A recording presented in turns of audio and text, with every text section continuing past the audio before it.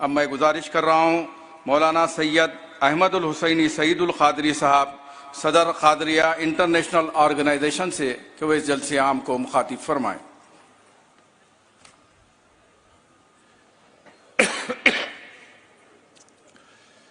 نحمدہ نصلی علی رسول الکریم اما بعد فاعوذ باللہ من الشیطان الرجیم بسم اللہ الرحمن الرحیم۔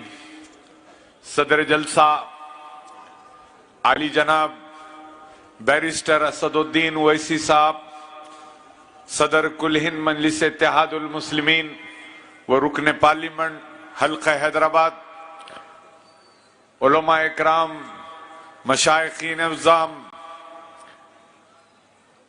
ایم ایل اے حضرات، ایم ایل سی حضرات، قائدین مجلس اور حاضرین جلسہ، السلام علیکم ورحمۃ اللہ وبرکاتہ۔ آج کا یہ بڑا ہی اہم جلسہ جو ہمارے ہندوستان کی 75ویں جشن آزادی کے سلسلے میں منعقد کیا گیا، اور اس کا عنوان ہندوستان کی آزادی میں مسلمانوں کا کردار۔ یہ بڑا ہی اہم موضوع کو نقیب ملت نے رکھوایا، اور ہم سب اس پس منظر کو سمجھنے کے لیے یہاں جمع ہیں جو آج سے 75 سال نہیں بلکہ 200-250 سال پہلے جب آزادی کے تحریکیں شروع ہوئی تو کیا ماحول تھا، اور ہمارے اپنے بھائیوں نے کیا کردار اپنایا تھا۔ جیسا کہ آپ نے علماء اکرام سے اور پیشرو مقررین سے سماعت فرمایا کہ 1750 سے لے کر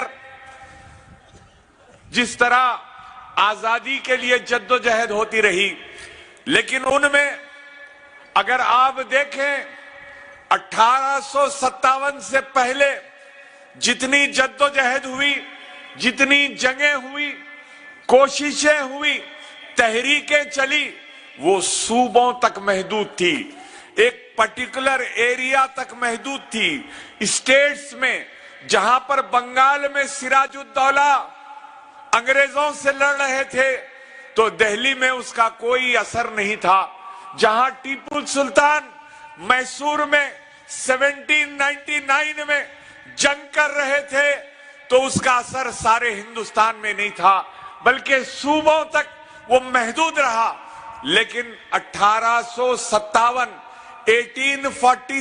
میں انگریزوں نے ایک کارتوس لایا اپنے فوجیوں کے درمیان، اور وہ کارتوس پر جو کور لگا تھا وہ سور کی چربی اور گائے کی چربی سے بنا تھا، اور ایک انگریزی فوج کا سپاہی منگل پانڈے اس نے سب سے پہلے آواز دی کہ یہ کارتوس ہم قطعی استعمال نہیں کریں گے کیونکہ مسلمانوں کے لیے سور نجیس ہے، ناپاک ہے، حرام ہے، وہیں ہندوؤں کے لیے ان کی آستھا کا مقام ہے۔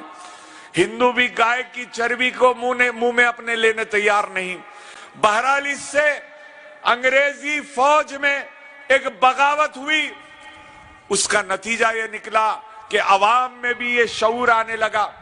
اس وقت دہلی پر سلطان بہادر شاہ ظفر کی حکومت تھی، اور یہ عوام میں یہ انگریزوں کے خلاف میں ایک غصہ، ان کی قبضے کا اور ان کی مکاریوں کے خلاف میں لوگوں میں ایک جذبہ آیا، اور یہ ایک تحریک بننے لگی۔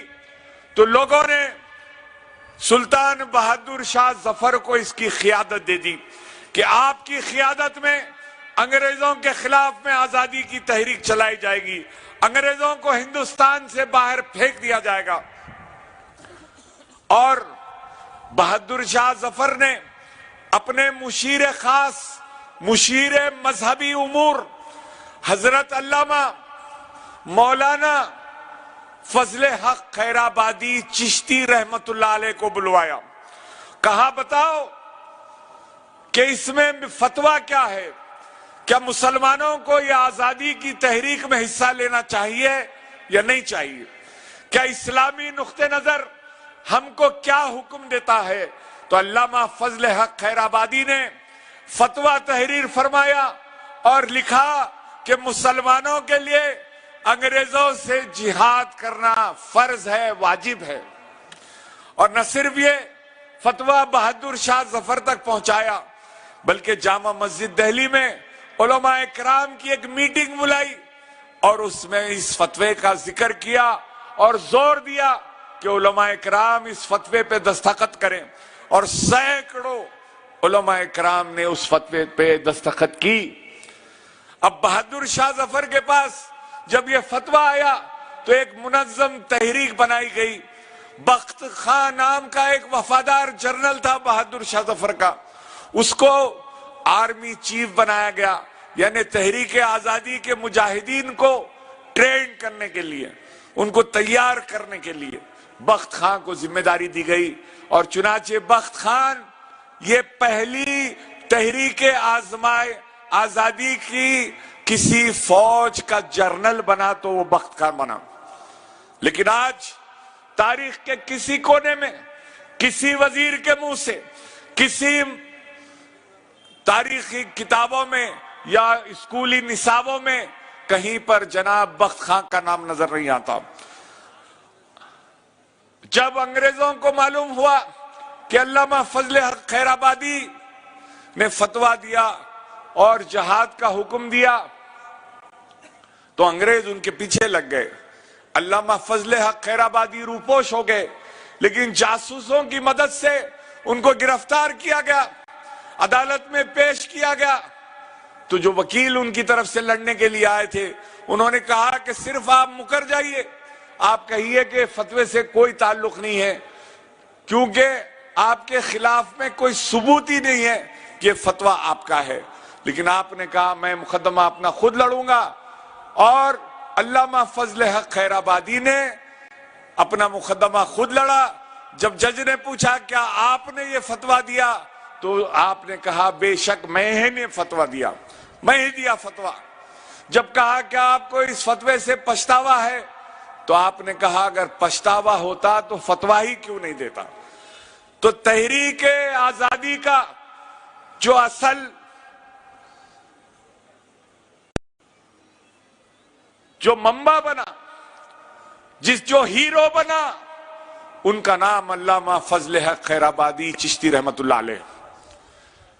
He was the first hero. He was the first organizer. وہی تھے جن کے فتوے سے ساری، کیونکہ اس وقت آپ کو امام کا درجہ دیا جاتا تھا، لوگ ان کو امام اہل سنت کہا کرتے تھے، اتنا ریسپیکٹ تھا۔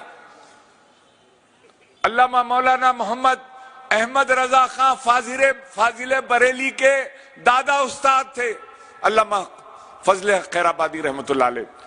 جس طرح ابھی آپ نے مولانا سے سماعت کیا، مولانا سید کفایت علی کافی رحمت اللہ علیہ، جن پر وہ بھی فتویٰ دینے والوں میں شامل تھے، ان کے اوپر بھی مقدمہ چلایا گیا۔ 2 دن کی صرف سماعت میں فیصلہ پھانسی کا دے دیا گیا، اور جب وہ تختے پر پہنچے تو مسکرا رہے تھے، کوئی غم کے آثار نظر نہیں آتے تھے۔ لوگوں نے پوچھا کہ آپ تختے پہ جا رہے ہیں، سولی ہونے والی ہے، لیکن آپ مسکرا رہے ہیں۔ کہا وہ غم زدہ رہے جس کو اپنے آنے والے مستقبل کی خبر نہ ہو۔ میں تو دیکھ رہا ہوں کہ یہاں پر میری روح پرواز کرے گی اور میں سرکار دو جہاں کا دیدار کرنے والا ہوں۔ یہ عقیدہ تھا، یہ جذبہ تھا، کیونکہ مسلمانوں سے انگریزوں نے حکومت چھینی تھی۔ مسلمان سب سے زیادہ غصے میں تھا، مسلمان سب سے زیادہ انگریز سے بیزار تھا۔ تو شروع کے جتنے تحریکیں ہوئی اس کی ساری قیادت مسلمانوں نے کی۔ اور یہ بھی ایک حقیقت ہے کہ آزادی کی تحریک میں مسلمان، ہندو، سکھ سب نے حصہ لیا۔ تو بتلایا گیا، اس تحریک کے ذریعے تمام قوموں نے بتایا کہ اگر اتحاد کے ساتھ ملک کی ترقی کے لیے، ملک کے لیے کام کیا جائے تو انگریز جیسے سپر پاور کو بھی مٹھی میں پھینک دیا جا سکتا ہے۔ آزادی کے وقت اگر صحیح معنی میں پوچھے سب کا ساتھ تھا، سب کا وشواس تھا۔ آج جملے بازی ہے لیکن وہ تحریک آزادی میں سب کا ساتھ تھا۔ اور اسی طرح ایک مجاہد آزادی جن کا تذکرہ کرنا میں ضروری سمجھتا ہوں، آپ کئی ایک پیشرو مقررین سے بہت نام سنے، میں مختصراً صرف 2 یا 3 ان مجاہدین آزادی کا تذکرہ کرنا چاہتا ہوں۔ ان میں ہے حضرت مولانا سید شاہ ہدایت رسول قادری الجیلانی رحمت اللہ علیہ۔ آپ سرکار پیران پیر شیخ عبد القادر جیلانی رضی اللہ تعالیٰ عنہ کی نسل سے تھے، سرکار پیران پیر کے شہزادے تھے۔ آپ بہترین مقرر تھے، آپ کی فن خطابت کا کوئی ثانی نہیں تھا اس دور میں۔ آپ جو خطاب فرمائے تو آپ نے بھی فتویٰ دیا کہ انگریزوں کے خلاف میں جہاد کرنا مسلمانوں کے لیے فرض اور واجب ہے، اور آپ کے جلسے منعقد ہونا شروع ہو گئے۔ انگریز پریشان تھے، آپ کے ایسی فن خطابت تھی۔ احمد رضا خان صاحب فاضل بریلی رحمت اللہ علیہ نے کہا تھا کہ اگر ہدایت رسول جیسا اور ایک مقرر اور میرے جیسا ایک قلمکار اگر اور جمع ہو جائے تو 4 آدمی کافی ہے ہندوستان کو آزاد کرانے کے لیے۔ یعنی اتنا اثر تھا ان کی تقریر میں۔ اور آپ ایک قانون کے خلاف میں، انگریزوں کے قانون کے خلاف میں آپ نے احتجاج بلند کر دیا اور اعلان کر دیا کہ کوئی سبزی والا، کوئی دودھ والا، کوئی دکاندار صرف ہندوستانیوں کو اپنا سامان بیچے، انگریز کو نہ بیچے۔ چنانچہ ایک ترکاری بیچنے والی ایک ہندو خاتون ترکاری بیچ رہی تھی، انگریز آیا، آ کر کہا کہ ترکاری کیسے دیں گے؟ تو کہا انگریز کو نہیں دوں گی، ہندوستانی کو دوں گی، انگریز کو نہیں دوں گی۔ ہمارے مولانا ہدایت رسول نے کہا ہے کہ انگریز کو نہیں دینا۔ یہ اثر تھا، صرف مسلمان ہی نہیں، ہندو بھائی بہنیں بھی مولانا ہدایت رسول کی ہدایت پر چل رہے تھے۔ تو انگریز نے کہا آخر دام کتنا ہے؟ تو بتایا اتنے آنے کا دام ہے۔ کہا 10 گنا لے لے، مجھے آلو دے دے۔ اس ہندو خاتون نے کہا اگر تو 1 آلو کے بجائے 1 لاکھ بھی دے گا تو میں تیرے کو آلو دینے والی نہیں، کیونکہ ہمارے مولانا ہدایت رسول نے کہہ دیا ہے کہ انگریزوں کو کوئی چیز بیچنا نہیں۔ تو حالت یہ ہوئی کہ انگریز بچوں کو دودھ نہیں مل رہا تھا، انگریز کے گھر میں ترکاری نہیں تھی، سبزی نہیں تھی۔